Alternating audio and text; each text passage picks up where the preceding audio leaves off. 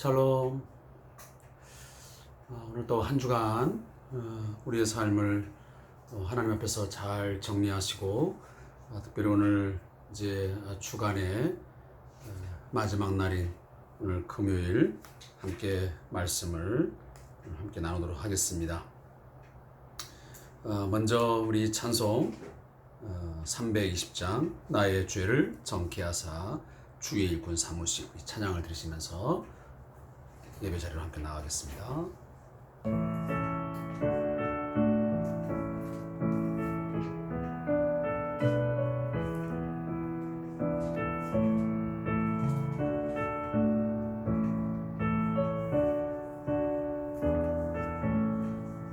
나의 죄를 정케하사 주의 일꾼 삼으시 구세주의 넓은 사랑 항상 찬송합니다. 나를 일꾼 삼으신 주 크신 능력 주시고 언제든지 주 뜻대로 사용하여 주소서. 내게 부어 주시려고 은혜 예비하신 주의 은혜 채워주사 능력 있게 하소서. 나를 일꾼 삼으신 주 크신 능력 주시고 언제든지 주 뜻대로 사용하여 주소서.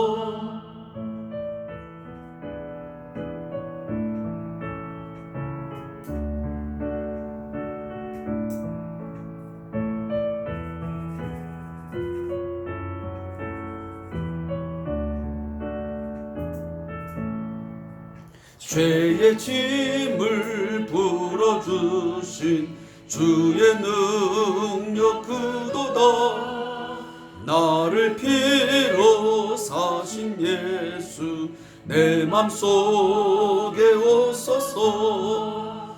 나를 일꾼 삼으신 주 크신 능력 주시고 언제든지 주 뜻대로 사용하여 주소서. 주여 내게 성령으로 충만하게 채우사 생명수가 강물처럼 흐르게 하옵소서.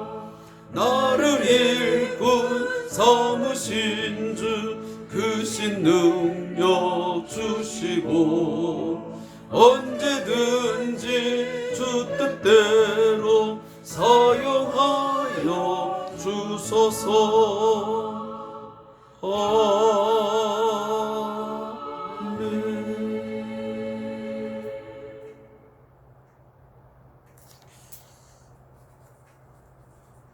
오늘 이 찬양을 드리면서 제가 오늘 하루의 삶을 잠깐 돌아보면 이런 생각이 나왔습니다.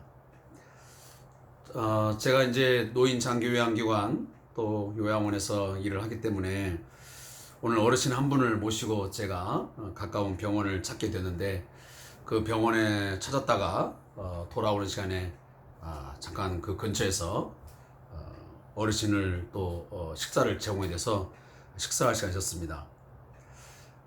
그 순간에 이제 어르신에게 음식을 제공하는데 이제 거의 말기암 이런 암이 이제 이미 그 몸속에 갖고 있는 분이기 때문에 더더욱 음식을 제대로 섭취할 수 없어 많은 어려움이 따르는 그런 어르신이었습니다. 그러하기에 무엇을 이렇게 주어도 입맛을 제대로 느끼지 못하니까 자꾸 음식을 거절하고 또 거부해서 제가 이제 그 여자 사장님한테 그런 말씀을 제가 이렇게 건넸습니다. 이런 걸 보면 이제 저희 어르신이 한 80, 한 7, 8세 되는데 이런 걸 보면 먹을 수 있을 때 또 어딘가 내가 내 스스로 갈 수 있을 때 먹고 가며 사는 것이 참 복이겠다는 생각을 한다고 제가 그런 얘기 했었는데 사람에게는 한없이 기회가 있고 한없이 시간이 주어진 것은 아니지 않습니까? 늘 제한적이고 또 뭔가 한계가 있는 것이 우리 인간의 삶인데 오늘 찬송에 보면 나를 일꾼 삼으신 하나님께서 나에게 뭔가 일할 수 있는 어떤 시간 또 그 일을 할 수 있도록 내게 직분과 어떤 능력에 어떤 부여해 주심 내 직분을 맡겨 주심 그것도 다 한계가 있고 제한적이잖아요. 근데 우리는 그런 것들을 때로는 잘 인식하지 못하고 그 주어진 기회, 어떤 주어진 시간, 또 주어진 직분을 감사 여기지 못하고 때로는 허송세월, 때로는 게으름과 나태함 속에서 불충성하는 그런 삶을 살아가는 경우가 얼마나 많아요. 그렇기 때문에 나중에 가서야 그때 잘 할 걸, 그때 내게 주어졌을 때 좀 더 열심히 살 걸, 충성할 걸 하면서 우리 후회하지 않습니까? 제가 오늘 어르신도 그랬지만 그때 좀 내가 이가 있고 먹을 수 있을 때 좀 많은 걸 먹어 두었더라면 하는 그런 것과 좀 비교되는 그런 부분이라고 생각이 되어집니다. 사랑하는 성도 여러분, 우리에게 주어진 시간 또 주어진 직분 우리가 늘 감사하시면서 우리가 언제 이러한 일들을 감당할 수 없는 그런 건강 상태 또 어떤 삶의 순간이 다가올지 모르기 때문에 매사에 주어진 시간에 대해서 또 직분에 대해서 감사하면서 충성되게 우리가 감당할 수 있으면 좋겠습니다. 그것이 가장 지혜로운 청직이라고 저는 생각이 되어집니다. 오늘은 함께 주의 말씀을 묵상하는데 여호수아 8장 30절부터 9장 15절까지 말씀을 함께 읽으면서 우리 말씀의 은혜를 나누겠습니다. 구약성경 332페이지 여호수아 8장 30절부터 9장 15절까지 우리 함께 말씀을 합독하고 나서 우리 교제 시간을 갖겠습니다. 여호수아 8장 30절에서 9장 15절 빠른 속도로 제가 말씀을 읽겠습니다. 우리도 함께 한 목소리로 읽었으면 좋겠습니다. 시작. 그때 여호수아가 이스라엘 하나님 여호와를 위하여 에발산에 한 제단을 쌓았으니 이는 여호와의 종 모세가 이스라엘 자손에게 명령한 것과 모세 율법책에 기록된 대로 쇠 연장으로 다듬지 아니한 새 돌로 만든 제단이라 우리가 여호와께 번제물과 화목제물을 그 위에 드렸으며 여호수아가 거기서 모세가 기록한 율법을 이스라엘 자손의 목전에서 그 돌에 기록하매 온 이스라엘과 그 장로들과 관리들과 재판장들과 본토인뿐만 아니라 이방인까지 여호와의 언약궤를 맨 레위 사람 제사장들 앞에서 궤의 좌우에 서되 절반은 그리심산 앞에 절반은 에발산 앞에 섰으니 이는 전에 여호와의 종 모세가 이스라엘 백성에게 축복하라고 명령한 대로 함이라. 그 후에 여호수아가 율법책에 기록된 모든 것대로 축복과 저주하는 율법의 모든 말씀을 낭독하였으니 모세가 명령한 것은 여호수아가 그 이스라엘 온 회중과 여자들과 아이와 그들 중에 동행하는 거류민들 앞에서 낭독하지 아니한 말이 하나도 없었더라. 이 일 후에 요단 서쪽 산지와 평지와 레바논 앞 대해 연안에 있는 헷사람과 아모리 사람과 가나안 사람과 브릿 사람과 히윗 사람과 여붓 사람의 모든 왕들이 이 일을 듣고 모여서 일심으로 여호수아와 이스라엘에 맞서서 싸우려 하더라.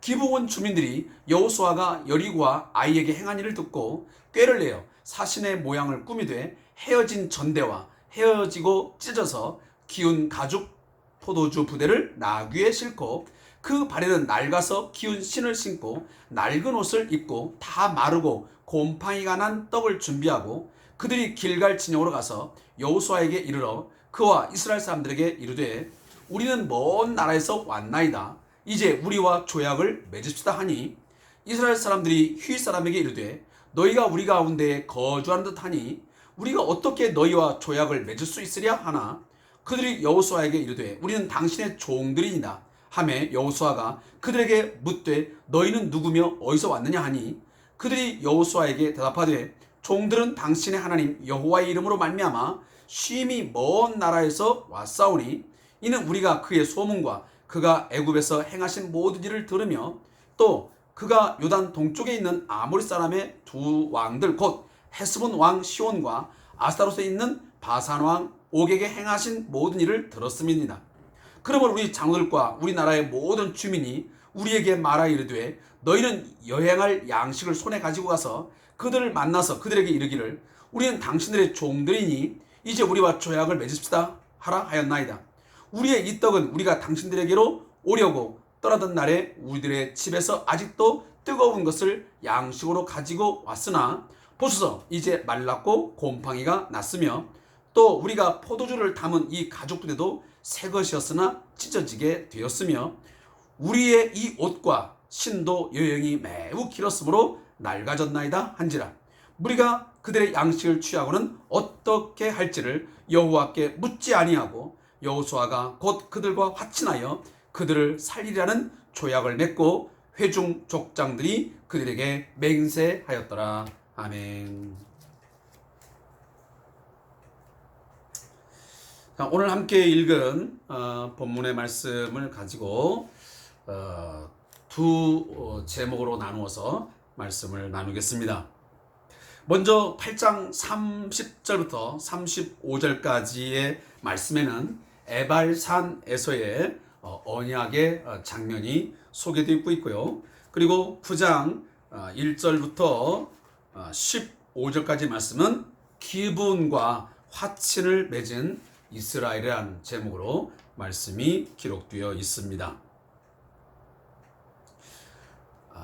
우리가 앞에서 하나님께서 주신 가나안 땅, 그 땅을 그 하나님의 거룩한 백성 그들에게 하나님이 선물로 주셔서 그 땅을 이제 정복해가는 그 시발점, 어쩌면 초기 단계를 우리님이 함께 읽고 묵상했습니다.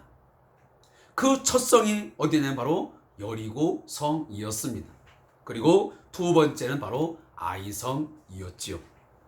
그래서 이 가나안 정복의 초기 단계를 이제 정리를 하면서 하나님은 새로운 이제 이 이스라엘 백성과의 언약을 재확인하는 그런 중요한 그 의식을 행하게 됩니다. 그 본문이 바로 30절에 그때에 그랬습니다. 자, 그때는 어떤 그때입니까? 이제 아이성을 함락한 후에 이제 그 아이성의 왕과 그리고 그 군대를 이제 하나님의 심판의 저주에서 완전히 그들을 심판을 행한 후에 여호수아가 이스라엘 하나님 여호와를 위하여 에발산에 한 제단을 쌓았습니다. 에발산에 제단을 쌓았습니다. 근데 이 행위가 갑자기 여호수아가 생각이 나서 자의적으로 행한 것이 아니고 에발산에 제단을 쌓은 것은 이미 여호와의 종 모세가 명령한 것을 지켰다라고 하는 것을 오늘 본문에서 말씀하고 있습니다. 따라서 여호수아가 지금 가나안 땅을 정복해가는 그 모든 과정들, 또 그들이 행하는 모든 의식 하나하나가 그 시대에 어떤 사람의 창작이나 또 생각대로 하는 것이 아니라 철저하게 하나님의 명령을 쫓아서 하나님의 말씀을 쫓아서 행하고 있다고 하는 것을 오늘 성경 기자는 우리에게 분명히 말씀해 주고 있습니다. 우리가 가끔 종교개혁 주간이 되어지면 되뇌이는 말씀이지만 이 종교개혁의 가장 중요한 기치가 뭐였습니까? 성경으로 돌아가자. 성경이 서라 하면 서는 것이요, 성경이 가라 하면 간다고 하는 가장 평범하고도 중요한 진리가 중요한 기치였습니다. 그렇다 한다면 오늘 여호수아도 그렇게 오늘도 그 과정을 밟아가고 있고 그는 모든 것을 행동하고 있습니다. 그래서 그 모세의 율법책에 기록된 대로 쇠 연장으로 다듬지 아니한 쇠돌로 만든 제단을 이 에발산에다가 쌓아놓고 거기에 번제물과 화목제물을 거기에 드렸고, 그리고 모세가 기록한 율법을 그 돌에 기록을 했습니다. 그리고 지금 어떤 특이한 행위를 하고 있냐면, 이미 우리가 신명기에서 보았지만 12지파를 정확하게 6지파 나눕니다. 그래서 6지파는 에발산이라고 하는 저주를 선포하기 위하여 따로 준비된 산 에발산에 6지파를 세우고요. 그리고 그리심산, 이제는 축복을 위하여 마련된 산, 거기에 6지파를 세워놓고 지금 오늘 하나님의 말씀을, 하나님께서 말씀했던 그 율법의 모든 말씀을 낭독하고 있습니다. 자, 그 낭독의 내용이 여러분들이 가장 잘 알고 있는 바로 신명기 27장 8장의 말씀입니다. 그래서 먼저는 축복의 메시지를 내놓습니다. 그리심산에 있는 그 축복을 위하여 준비된 그들을 향하여 뭐라고 말하냐면, 너희가 여호와의 언약의 말씀을 순종하고 지켜 행하면 너희가 들어가도 나가도 복을 받는다. 너희들이 어떠한 삶을 영위한다 할지라도 너희들이 말씀을 순종하면 여호와께서 너에게 복을 주실 것이다 라고 하는 것이 그리심산을 향한 축복의 메시지였습니다. 그리고 반대로 에발산을 향하여서는 어떤 메시지가 선포됐냐면 저주를 위한 메시지였습니다. 너희들이 여호와의 그 언약을 깨뜨려 버리고 그 말씀을 지켜 행하지 않는 불순종한 삶을 살면 너희가 들어가도 나가도 너희들이 어떠한 것을 행한다 할지라도 너희는 다 망할 것이다. 결국은 저주를 받게 될 것이다 라는 축복과 저주라고 하는 이 두 축의 말씀을 하고 있습니다. 사랑하는 성도 여러분, 그 축복과 저주의 그 언약의 이 메시지에 있어서 이것은 아주 중요한 회전하는 두 축과 같아요. 우리가 자동차가 물론 네 바퀴가 있지만 어떤 것은 이게 두 바퀴 있지 않습니까? 그러면 이 언약이 굴러간 데서는 이 축복과 저주라 하는 이 두 가지는 절대로 뗄 수가 없습니다. 너희들이 언약에 대해서 기억하고 순종하면 축복이요. 그 언약을 기억하지 못하고 불순종하게 되면 저주를 받게 된다. 이 두 축은 하나님의 언약에 있어서 그 어떤 것도 쉽게 생각할 수 없는 매우 중요한 두 축이에요. 오늘날도 똑같은 메시지예요. 오늘도 우리들이 예수 그리스도를 통해서 죄 사함 받아 구원받은 하나님의 거룩한 백성이 되었지만 그 그리스도와의 새 언약에 들어온 우리들, 새 언약의 백성들로서 새로운 공동체, 교회 공동체의 성도들도 그리스도의 말씀에, 주의 말씀에 순종하면 축복을 받게 되는 것이고, 그 말씀을 기억하지 않냐고 그 말씀을 경홀히 여기고 무시해버리고 그걸 불순종하게 되면 거기에 따른 반드시 보응, 그리고 거기에 따른 진도가 있다는 사실을 신약 성경에도 동일하게 우리에게 선포되고 있습니다. 그래서 오늘 이 본문에도 그런 내용들을 지금 여기에 담고 있는 것입니다. 따라서 우리는 이미 앞에서도 보았잖아요. 하나님께서 아이성을 함락시키고 돌무더기를 쌓아서 뭔가 기념할 만한 것을 세워놓습니다. 지금 똑같이 제단을 쌓아놓고 거기에서 여호와의 축복의 말씀, 저주의 말씀이 나옵니다. 자, 이런 것들은 결국은 이 가나안 땅이라고 하는 것이 결국은 그 소유권이 누구에게 있는 것인가? 이것은 너희들이 소유하기 위해서 소유한 땅이 아닌 하나님이 너희에게 주신 선물의 땅이다 라는 것을 꼭 기억하라는 것입니다. 너희들이 막 전쟁을 치루어서 너희의 힘으로 얻어진 것이 아니고 이건 철저하게 하나님이 주신 선물의 땅이라는 것을 기억하게 하는 것이죠.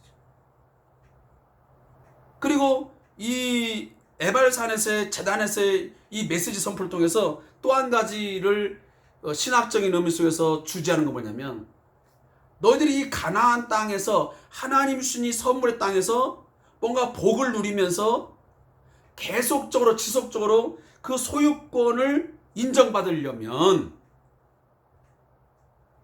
하나님의 요구에 반드시 순종해야만 된다.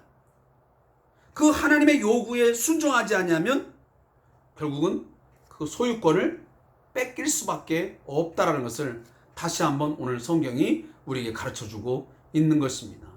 사랑하는 성도 여러분, 오늘 우리에게도 하나님이 주신 많은 소유한 것들이 있습니다. 그 많은 소유한 것들이 우리는 결국은 그 소유권이 하나님께 있음을 우리 인정해야 됩니다. 나의 건강도, 나의 재능도, 내가 가진 모든 것들이 다 전적으로 하나님의 소유이고 우리는 그것들을 잠시 맡아서 관리하고 또 그걸 통해서 뭔가 일하는 하나의 청직이라는 것을 잊지 말아야 하는 거예요. 그래서 우리가 늘 하는 말이잖아요. 청지기 의식을 가져야 된다고. 내가 영원토록 소유하는 게 아니에요. 내게 있는 건강도 어떤 생명도 그 무엇도 내가 영원토록 소유권을 주장할 수 있는 건 아무것도 없어요. 결국은 공술의 공수거잖아요. 모든 것을 우리는 아무것도 가져오지 않았어요. 그리고 우리는 하나님이 맡겨주신 것들을 우리는 잠시 받아서 누리고 있는 거예요. 결국은 그러한 것들을 우리가 하나님의 말씀에 순종하여 살아갈 때에 결국은 그 소유되어진 것들이 내게 복이 되는 거죠. 그런데 내게 주어진 것들에 대해서 감사하지 못하고 청지기 의식을 갖지 못하고 내 생명도 내 물질도 내가 가진 모든 것이 다 내 것이야, 내 맘대로 할 수 있어 라고 생각하면서 그 소유권을 하나님께 두지 않냐고 자기 주장을 하게 되면 결국은 내게 주어진 것들이 나에게 복이 되는 것이 아니고 오히려 내 삶에 큰 올무가 되어지고 결국은 저주스러운 그런 삶을 살아갈 수밖에 없는 것입니다. 오히려 큰 고통을 안겨다주는 그런 결과가 되어지고 마는 것입니다. 그리고 이제 9장 1절부터 15절 말씀에 보면 이 말씀에는 중요한 게 하나 있는 것 같습니다. 그것은 지금 여리고성을 함락하고 아이성을 함락한 이후에 막 진군에 들어가니까 제일 먼저 찾아온 사람이 누구냐면 바로 기브온 주민들이 여호수아를 이제 대항하여 찾아옵니다. 그것이 바로 9장 2절 말씀에 나옵니다. 자, 모여서 일심으로 여호수아와 이스라엘에 맞서서 싸우려 하더라. 다시 말하면 그 앞에 보면 헷사람, 아모리 사람, 가나안 사람, 브릿 사람, 휘 사람, 여붓 사람, 그러니까 가나안의 6 족속들이 지금 이스라엘 백성들이 가나안을 정복하기 위해서 들어온다는, 진군에 들어온다는 소식을 듣고 일심으로 맞서 싸우려서 대항을 합니다. 근데 그 중에 기브온 주민들은 다른 생각을 합니다. 우리가 맞서 싸운들 이건 승산이 없다. 왜? 그동안 이 이스라엘 백성들과 함께한 하나님께서 그들을 위해서 어떠한 일들을 행하셨는지를 그들은 똑똑히 들었고 보아왔습니다. 자, 그 이야기를 지금 이 기브온 사람이 여호수아에게 말을 합니다. 그것이 9절에 나옵니다. 종들은 당신의 하나님 여호와의 이름으로 말미암아 심히 먼 나라에서 왔으니 우리가 그의 소문과 그가 애굽에서 행하던 모든 일을 들으며 그랬습니다. 당신들이 애굽에서 어떤 일을 겪었고 어떻게 해서 홍해 바다를 건넜고 이 등등의 많은 요단을 건너오는 이런 일들을 다 들었다는 것입니다. 그래서 우리가 당신들을 대적하거나 당신을 대항할 그러한 것은 전혀 생각지 못하고 당신들과 조약을 맺어가지고 우리는 어차피 당신의 종들이니까 이 좋은 화친을 맺어가지고 우리들이 당신들을 잘 보필하고 모시겠습니다. 그러니 우리와 싸우지 말고 그냥 화친합시다. 이렇게 지금 제안을 하는 것입니다. 근데 여러분, 참 이 말씀을 듣고 있느라면 굉장히 이게 지금 매끄럽게 나는 것 같지만 사실은 이게 굉장한 이스라엘에게는 문제가 되고 있습니다. 자, 기브온이라고 하는 이 가나안 땅에 이 족속들이, 주민들이 와서 이렇게 지금 이야기를 하고 있지만 그들은 이제 지금 위장수를 쓰고 있거든요. 어떻게 하냐면 자기들은 그 가나안 땅에 살고 있는 그런 족속이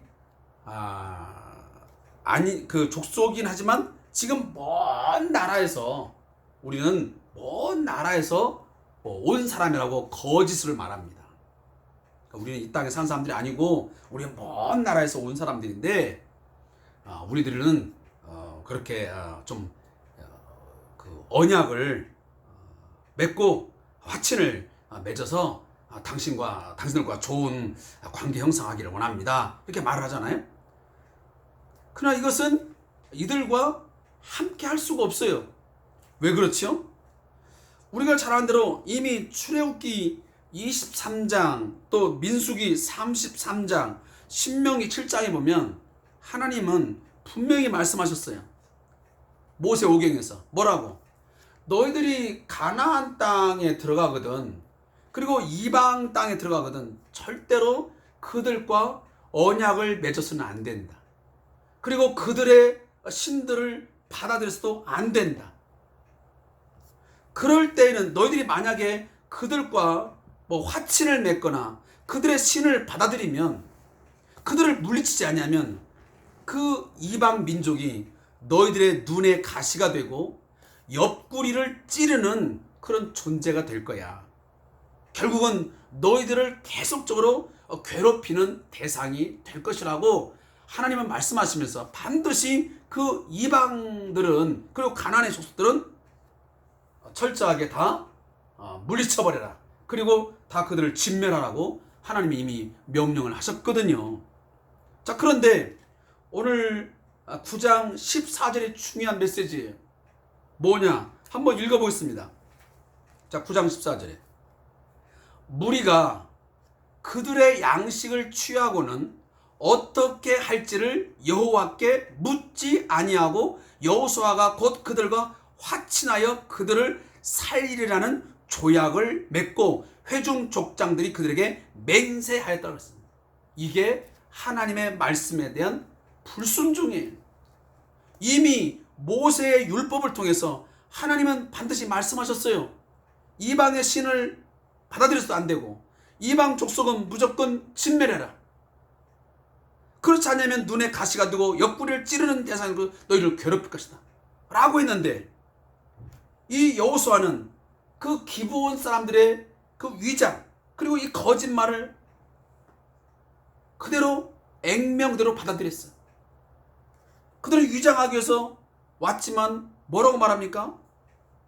일부러 그 다 헤어진 전대를 입고 찢어진 그 가죽 포도주 부대에다가 신고 이런 엉터리 같은 일을 하잖아요. 그리고 떡도 정상적인 떡도 안 가져오고 마르고 곰팡이 난 떡을 넣어서 가져왔습니다. 다 거짓말하는 거죠.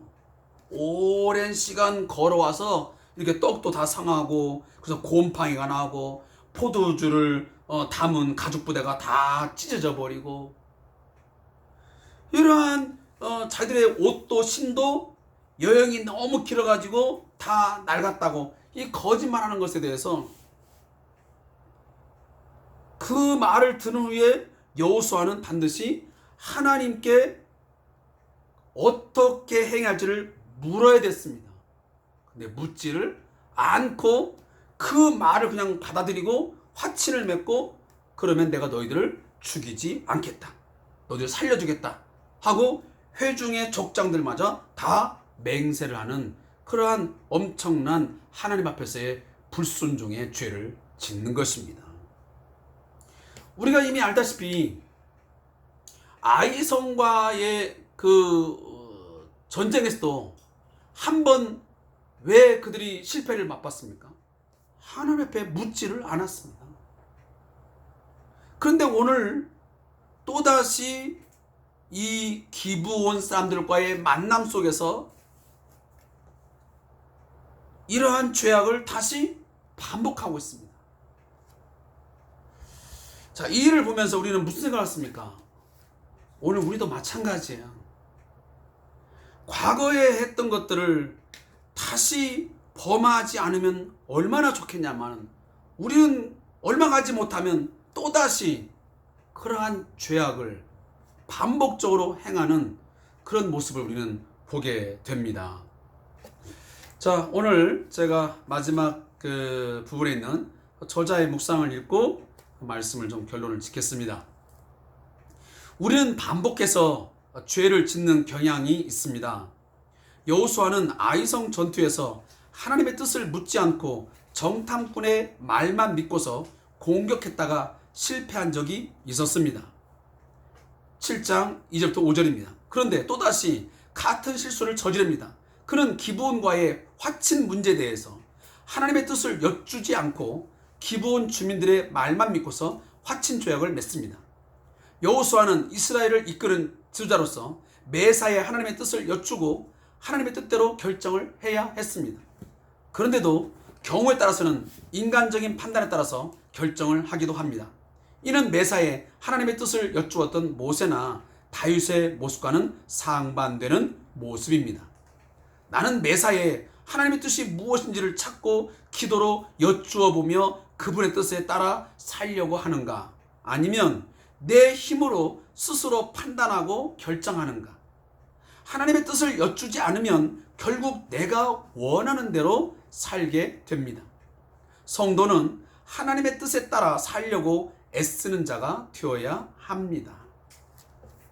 사실 이 문제가 그렇게 단편적이고 쉬운 문제는 아닙니다.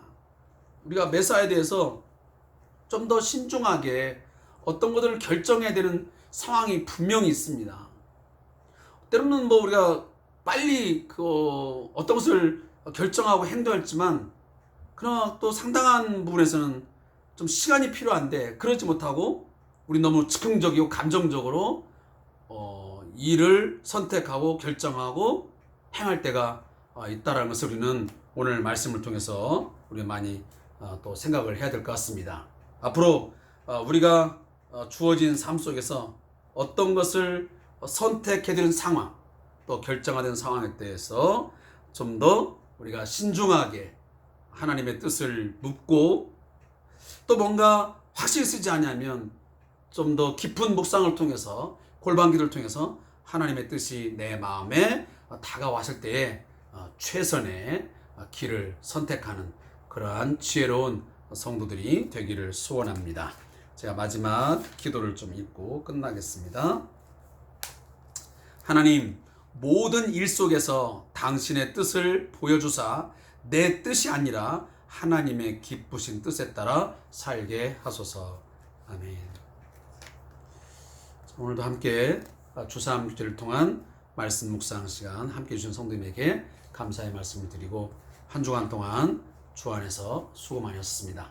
우리가 주어진 또 주말, 또 주일 예배 함께 잘 준비하시고 또 기쁘고 감사하는 마음으로 예배에 함께 동참했으면 좋겠습니다. 감사합니다.